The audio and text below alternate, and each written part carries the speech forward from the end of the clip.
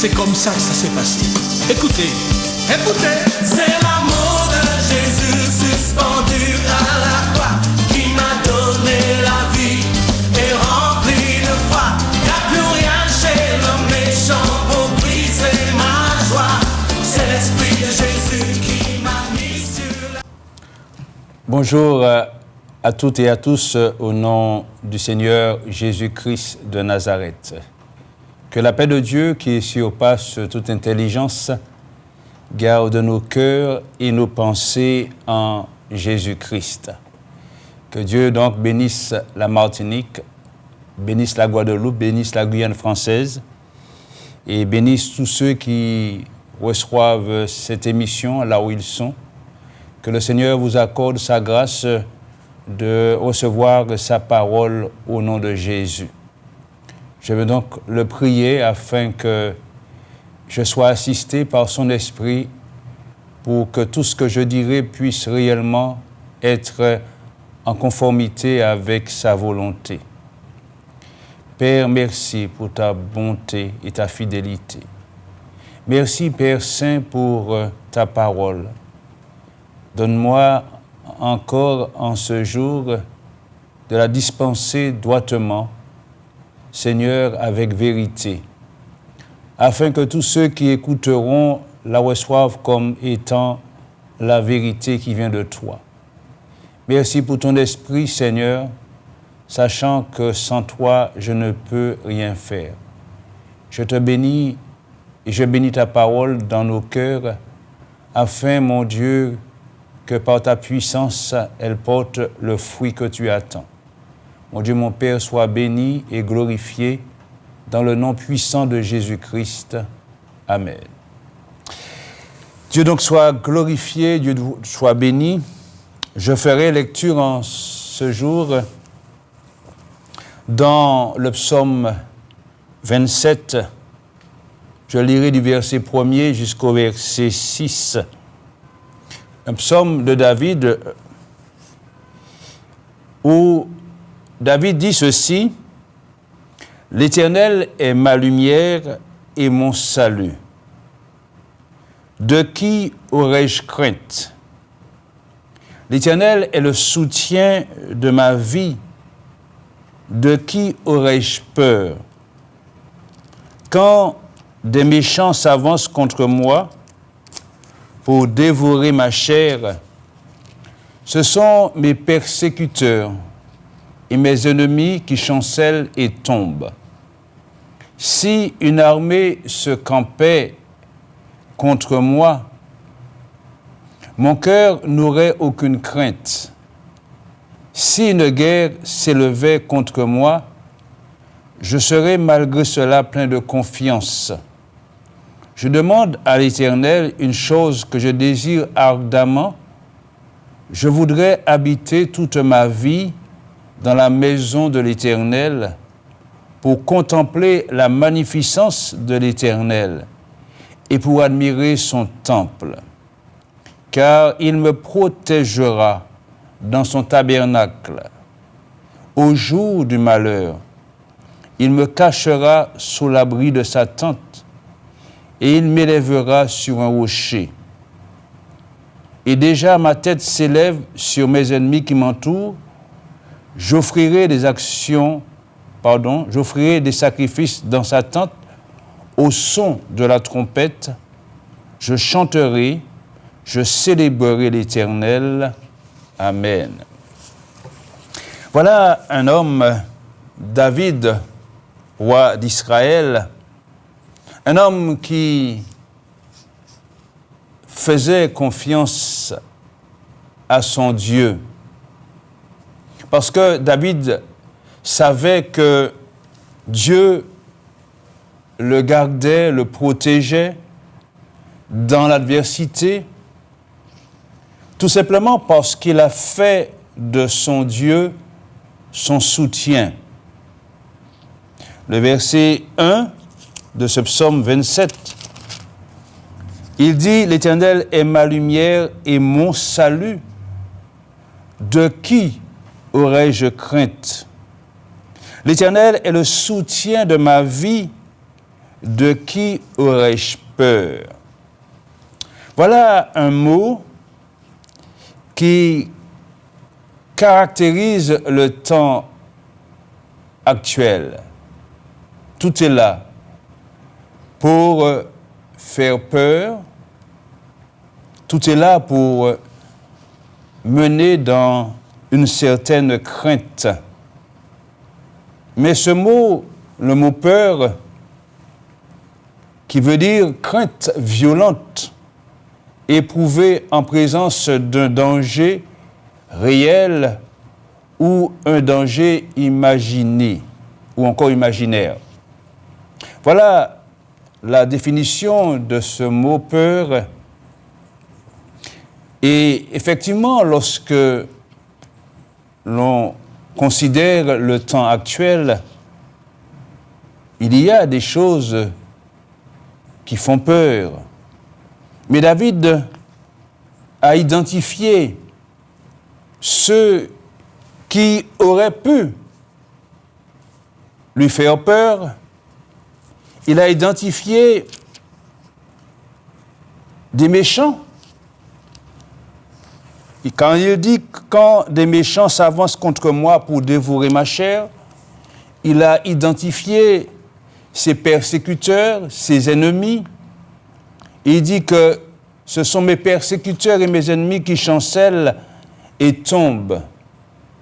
Il a aussi identifié un conflit, parce qu'il dit « si une armée se campait contre moi, mon cœur n'aurait aucune crainte. Si une guerre s'élevait contre moi, je serais malgré cela plein de confiance. » David savait faire confiance à Dieu. Il savait que son Dieu le protégerait. Nous avons un autre exemple d'un autre roi qui a connu aussi des situations où la peur pouvait se manifester. C'est le roi Josaphat dans le deuxième livre des Chroniques au chapitre 20. Deuxième livre des Chroniques au chapitre 20. Voilà un roi qui est là et puis il entend une nouvelle, une menace qui arrive. Dans ce chapitre 20, à partir du verset 1er du deuxième livre des Chroniques, il est dit ceci: « Après cela, les fils de Mourab et les fils d'Amnon, avec ceux des Moabites, alors je reprends, avec ceux des Moanites, marchèrent contre Josaphat pour lui faire la guerre. On vint en informer Josaphat en disant « Une multitude nombreuse s'avance contre toi depuis l'autre côté de la mer, depuis la Syrie, et ils sont à Assaton Tamar qui est en Engandi. » On nous dit dans ce verset 3, dans sa frayeur, Josaphat se disposa à chercher l'Éternel et il publia un jeûne pour tout Juda. Juda s'assembla pour invoquer l'Éternel et l'on vint de toutes les villes de Juda pour chercher l'Éternel. C'est normal d'avoir peur. C'est une réaction humaine d'avoir peur. Mais il ne faut pas laisser la peur nous dominer, parce que à ce moment, on perd tous ses moyens. Là, nous voyons que Josaphat, qu'est-ce qu'il fit? Il n'a pas laissé la frayeur le dominer, mais qu'est-ce qu'il a fait? Il s'est disposé à chercher l'Éternel. il a publié un jeûne dans tout Juda et il a invoqué tout le peuple afin il a convoqué tout le peuple afin que l'on cherche l'Éternel, parce que c'est lui qui protège, c'est lui qui garde, c'est lui qui peut défendre ses bien-aimés. Quand on considère la peur aujourd'hui, on entend certaines personnes dire « ils n'ont peur de personne », mais ils ont peur d'une seule personne, c'est Dieu. Voilà un langage qui mérite qu'on y prête attention. Ils disent qu'ils n'ont peur de personne, et la seule personne qu'ils ont peur, c'est Dieu. Et ces personnes qui parlent ainsi prouvent deux choses. Ces personnes prouvent, premièrement, qu'ils ne connaissent pas Dieu. Parce que Dieu ne veut pas que nous ayons peur de lui. Non. Mais bien plutôt que nous ayons pour lui du respect pour sa personne et du respect pour sa parole. Voilà ce que Dieu veut. Mais Dieu ne veut pas que nous ayons peur. Dieu ne se promène pas avec un bâton pour nous taper constamment dessus. Non. Ce n'est pas ce que Dieu veut. Dieu n'est pas un Dieu policier. Avec sa matraque et puis à longueur de journée, il tape sur les humains. Non. Ce n'est pas cette relation que Dieu veut que nous ayons avec lui. La deuxième chose qui prouve que ces personnes ne connaissent pas Dieu, ce qui veut dire qu'on ne peut pas mettre Dieu au même niveau que l'homme, ou bien au même niveau de l'homme, concernant la peur. Parce que la relation avec l'homme n'est pas la même relation avec Dieu. Ce qui veut dire que notre relation avec Dieu ne peut pas être gérée par la peur, sinon il n'y a pas effectivement de relation. Si c'est par la peur que notre relation est gérée avec Dieu, non. Parce que la parole de Dieu nous enseigne que la relation que Dieu peut avoir avec un homme, c'est géré par l'amour, géré par la miséricorde. Cette relation est gérée par la bonté de Dieu. Cette relation est aussi gérée par les multiples promesses que Dieu a faites à l'homme, mais non pas par la peur. C'est pour cela que je dis que ceux qui parlent ainsi ne connaissent pas Dieu. C'est pour cela que, comme David, c'est quand on n'a pas peur de Dieu que nous pouvons trouver cette assurance de ne pas avoir peur des hommes. David le dit. Il dit, « L'Éternel est ma lumière et mon salut. » Pourquoi avoir peur de quelqu'un qui est notre lumière, qui nous guide, qui nous éclaire?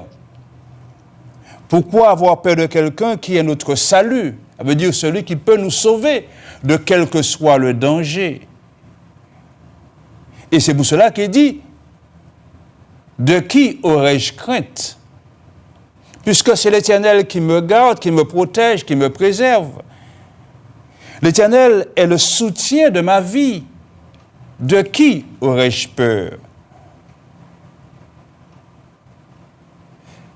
Et c'est là qu'il faut comprendre que la peur doit changer de camp. Ce n'est pas à moi d'avoir peur, mais c'est aux ennemis d'avoir peur. David a mené à bien les guerres de l'Éternel. Et David, chaque fois qu'il partait en bataille, il revenait victorieux. Et les ennemis ont constaté que cet homme-là était imbattable. Et qu'est-ce qui s'est passé? Eh bien, le royaume de David a été un royaume tranquille à une certaine époque, parce que personne n'osait attaquer David, parce que ses ennemis savaient que son Dieu était redoutable. On n'osait pas l'attaquer. Parce que chaque fois que David livrait bataille, il gagnait. Même depuis son jeune âge, lorsque son père Isaïe lui a demandé d'aller sur le champ de bataille, regarder comment vont ses frères. Et quand il arrive sur le champ de bataille, il constate qu'il y a un homme, un géant, qui insulte l'armée du Dieu vivant. Tout le monde a peur, mais lui n'a pas peur. Et c'est lui que Dieu a désigné pour aller combattre cet homme de plus de 3 mètres de hauteur.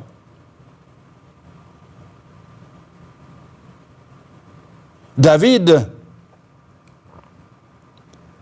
a triomphé de ce géant parce que la victoire appartient à l'Éternel. David a triomphé. Il a vaincu le Goliath, le géant. Il a terrassé le géant. Parce que l'Éternel a été sa lumière et son salut. L'Éternel a été le soutien, le soutien de sa vie. Par conséquent, quand David se présentait devant quelle que soit la situation, il savait que son Dieu le garderait et le protégerait. Alors, la question fondamentale qu'il faut se poser est de savoir qu'est-ce qui peut créer en nous une peur de Dieu. Il faut quand même se la poser. Puisqu'il y a de ceux qui disent qu'ils n'ont pas peur des hommes, mais ils ont peur de Dieu. Ça peut paraître légitime de dire une chose comme cela, mais lorsqu'on connaît le Dieu Tout-Puissant, on ne parle pas ainsi. Mais qu'est-ce qui peut justement créer cette peur? Mais c'est tout simplement le péché. C'est le péché. Et ceci depuis l'origine. Parce que lorsque Dieu a créé l'homme Adam, Dieu a créé l'homme pendant un certain temps, ils se sont tenus dans l'obéissance à la parole de Dieu, au commandement de Dieu. tu ne mangeras pas de l'arbre du fruit de la connaissance du bien et du mal, mais le jour où tu en mangeras, tu mourras certainement. Et un beau jour, le tentateur est venu et a mené donc, premièrement, la femme à désobéir au commandement de Dieu, et bien entendu l'homme également. Et qu'est-ce qui s'est passé? Lorsqu'ils ont mangé du fruit de l'arbre de la connaissance du bien et du mal, on nous dit dans ce chapitre 3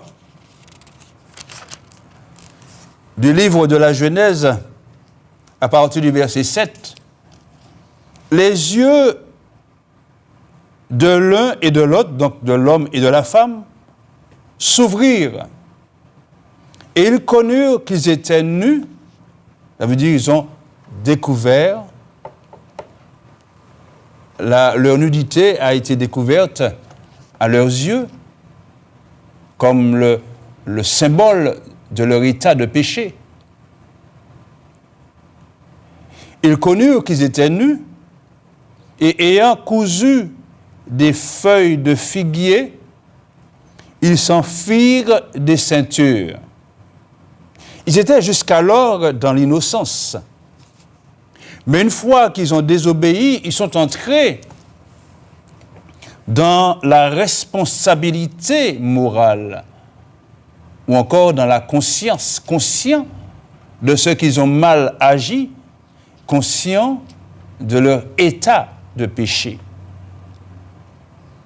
Et on nous dit au verset 8, « Alors, ils entendirent la voix de l'Éternel Dieu qui parcourait le jardin vers le soir. Et l'homme et sa femme se cachèrent. Ils n'avaient pas l'habitude de se cacher. Quand Dieu venait les voir, non, ils n'avaient pas l'habitude de se cacher. Mais là, ils se sont cachés loin de la face de l'Éternel Dieu, au milieu des arbres du jardin. Et on nous dit au verset 9, « Mais l'Éternel Dieu appela l'homme et lui dit, « Où es-tu » Parce que Dieu avait cette habitude de venir les voir, les trouver. Mais là, ils se sont cachés. Et Dieu lui demande, « Mais où es-tu » Il répondit, « J'ai entendu ta voix dans le jardin et j'ai eu peur. » Voilà ce que dit l'homme. « Parce que je suis nu et je me suis caché. J'ai eu peur. » Mais peur de Dieu à cause du péché. Voilà ce qui peut provoquer chez nous une peur de Dieu. C'est le péché, c'est le mal. Lorsqu'on regarde également un autre passage qui se trouve dans le 2e livre de Samuel, il s'agit justement de David. David, à un moment, a eu peur de Dieu. Pourquoi il a eu peur de Dieu? David qui avait cette relation avec son Dieu, une relation d'intimité, d'amitié, d'échange. David se trouve là dans une situation où il a eu peur de Dieu. Et pourquoi? Tout simplement à cause du péché. Lorsqu'on regarde dans ce chapitre 6 du deuxième livre, le deuxième livre de Samuel, à partir du verset 1er, il nous a dit ceci, David rassembla encore toute l'élite d'Israël au nombre de 30 000 hommes. Et David, avec tout le peuple qui était auprès de lui, se mit en marche depuis Béhalé, Juda, pour faire monter de là l'arche de Dieu, devant laquelle est invoqué le nom de l'Éternel des armées, qui réside entre les chérubins au-dessus de l'arche. Ils mirent sur un char neuf l'arche de Dieu et l'emportèrent de la maison d'Abinadab sur la colline. Uza et Achjo, fils d'Abinadab, conduisaient le char neuf. Ils l'emportèrent donc de la maison d'Abinadab sur la colline. Uza marchait à côté de l'arche de Dieu et Achjo allait devant l'arche. David et toute la maison d'Israël jouaient devant l'arche ou encore devant l'Éternel de toutes sortes d'instruments de bois, de cyprès, des harpes, des luttes, des tambourins, des citres et des cymbales. Lorsqu'ils furent arrivés à l'ère de Nakon, Uza étendit la main vers l'arche de Dieu et la saisit parce que les bœufs la faisaient pencher. Et voilà ce qu'on nous dit. La colère de l'Éternel s'enflamma contre Uza et Dieu le frappa. Alors je reprends. La colère de l'Éternel s'enflamma contre Uza et Dieu le frappa sur place à cause de sa faute. Uza mourut là près de l'arche de Dieu. Dieu a frappé un homme qui a voulu empêcher à l'arche de se renverser, chose que certainement beaucoup à la place d'Uza feraient. Mais là, on parle d'une faute. Parce que Dieu frappa Uza sur place à cause de sa faute. Uza mourut là près de l'arche de Dieu. Et au verset 8, on nous dit, David fut irrité de ce que l'Éternel avait frappé Uza d'un tel châtiment, et ce lieu a été appelé jusqu'à ce jour Péret Uza, Péret qui veut dire brèche. David eut peur de l'Éternel en ce jour-là, et il dit, comment l'arche de l'Éternel entrerait-elle chez moi? Il ne voulut pas retirer l'arche de l'Éternel chez lui, dans la cité de David. Il la fit conduire dans la maison d'Obed-Édom de Gath. L'arche de l'Éternel resta 3 mois dans la maison d'Obed-Édom de Gath, et l'Éternel bénit Obed-Édom et toute sa maison. David eut peur parce qu'il y a eu une faute d'Uza, mais il y a eu aussi une faute de David. Parce que Uza ne devait pas se trouver là. Quand je dis que ce que Dieu veut, c'est que nous puissions avoir du respect pour sa personne et pour sa parole, ce qui veut dire que la parole de Dieu n'a pas été respectée. Ce n'était pas à Uza d'être là. Mais ce travail, c'était le travail des Lévites.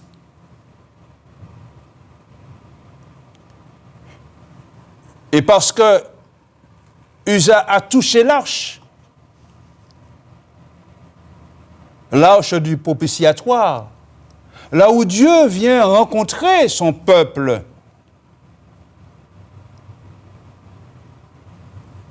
eh bien voilà, David a eu peur de Dieu depuis ce jour-là, tout simplement parce que la parole de Dieu n'a pas été respectée, tout simplement parce qu'il y a eu un péché.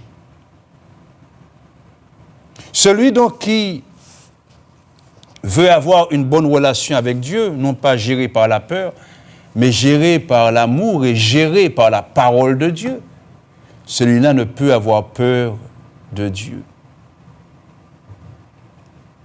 Par conséquent, si nous voulons avoir une bonne relation avec Dieu, commençons déjà par connaître sa parole, savoir ce qu'il veut, savoir ce qu'il attend de nous. Et à ce moment-là, petit à petit, dans le respect de sa personne et de sa parole, et surtout dans l'application de ce qu'il demande, on va entrer dans une relation d'intimité avec Dieu par la puissance de son esprit. Et à ce moment, cette relation sera gérée non pas par la peur, mais par l'amour. Dieu nous aime et nous allons aimer Dieu.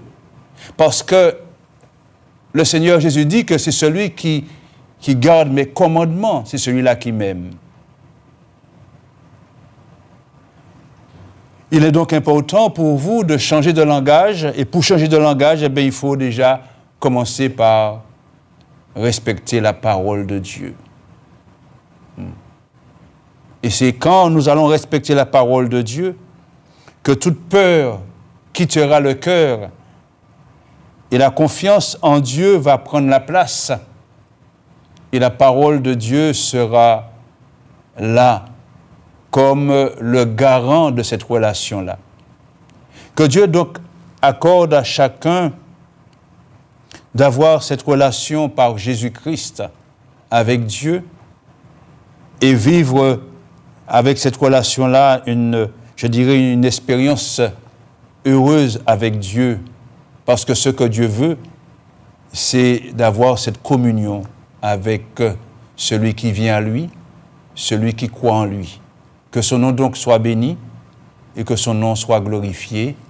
Amen.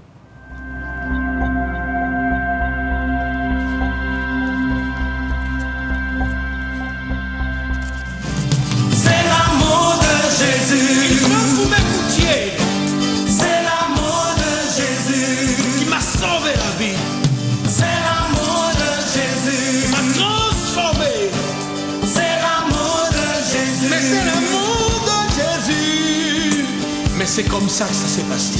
Écoutez, écoutez. C'est l'amour